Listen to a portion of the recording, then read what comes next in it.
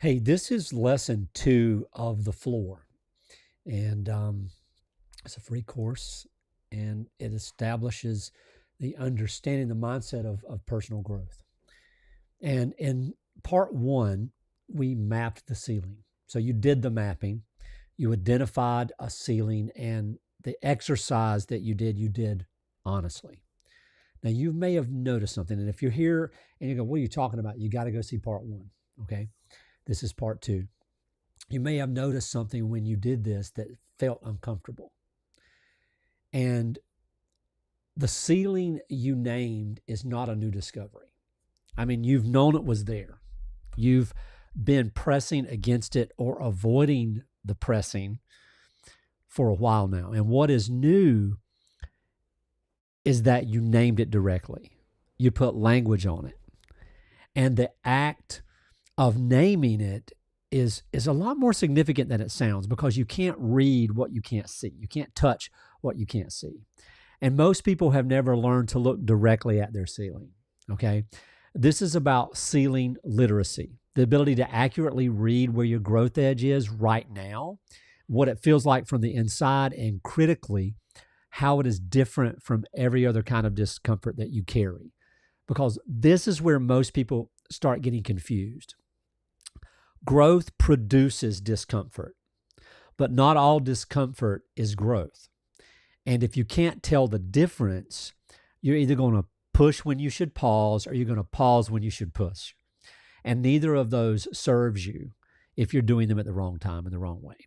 So I want to talk now about 3 kinds of discomfort that tend to get confused with each other.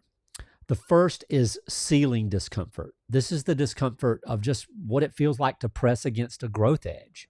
It feels like effort without obvious result, like pressing against something that doesn't move immediately, but also doesn't really feel solid in the way a wall feels solid. There's something alive in it, something that responds to sustained contact, even when the response is not immediately visible. Ceiling discomfort has a quality of forward momentum beneath that resistance. So you're going somewhere even if it doesn't feel like you're moving very much. You feel the movement even when it's not there. Okay. The second discomfort is misalignment discomfort. And this is discomfort of like being in the wrong place. It's like, this isn't where I'm supposed to be. You're doing something that's not connected to who you actually are.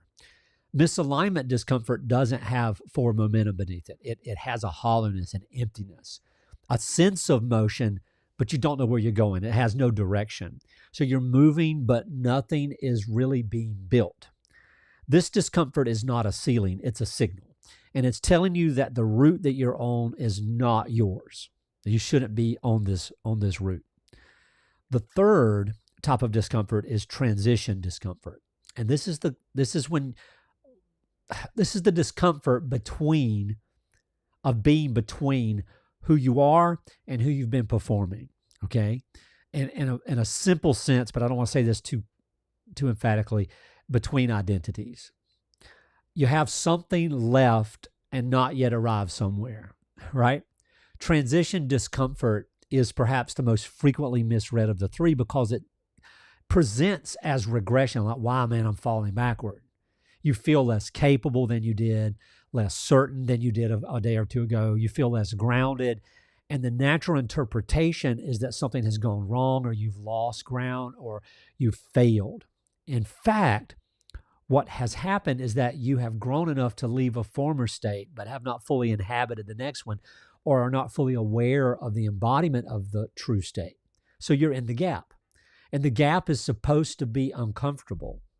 I talk about those gap ahas as a hall moment. We'll talk about those in future teaching. But you have a way here of locating yourself honestly in this. When you can name where you actually are, you stop confusing transition with failure. And then you stop reading the discomfort of the gap as evidence that you chose wrongly, or that you made a wrong choice. You start reading it as geographical information, as map data. So you are here, you are between 2 places, and the discomfort is the cost of honest motion and authenticity. So instead of asking, hey, what's wrong? Just ask, what kind of discomfort is this? Because the answer changes everything about how you respond to it. Sealing discomfort asks for sustained contact. So you keep pressing, the conversion is underway. Misalignment discomfort asks for honest evaluation. What is this telling me about the direction I am moving? Transition discomfort asks for patience and self-location. Where am I in this journey? Where am I in the arc? And what does genuine forward motion look like from here? See, none of these are is the wrong answer. All of them are the honest answer. And the honest answer is always more useful than a motivated one. So look at the ceiling that you mapped in lesson 1. When you feel the resistance of that ceiling, which kind of discomfort does it most resemble? Ceiling, misalignment, or transition? What makes you read it that way? Have you ever confused misalignment with ceiling discomfort and pushed through something you should have reevaluated? What happened? Have you ever read transition discomfort as failure and backed away from something that was actually underway? What did that cost you? And where are you right now in this arc? And what does that location tell you about the discomfort that you're currently experiencing? Name it honestly. Here's the work before the next module. Return to the ceiling that you named. Write 2 paragraphs. If you're not writing, you're not growing here.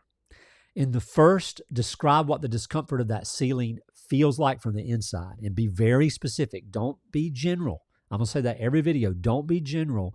Don't use general language like it feels hard or frustrating. Describe it precisely. Where do you feel it? What does it do to your motivation? How long has it been with you? How long have you been feeling it? How long has it been present? What do you do when it intensifies? That's the first paragraph. In the second paragraph, name which kind of discomfort it is of the 3 that I mentioned and why you think it is that way. Why do you read it that way? Then write a single instruction to yourself based on that reading. If it's ceiling discomfort, write. Keep pressing and name specifically what that means in your situation. If it's misalignment, write, reevaluate, and name what needs to be reevaluated. If it's transition, write, locate yourself, and name where you actually are in the arc. So this finishes up lesson 2, part 2, and I'll see you in the next one. I'm James Tippins. This is Unbound, Freedom for Life.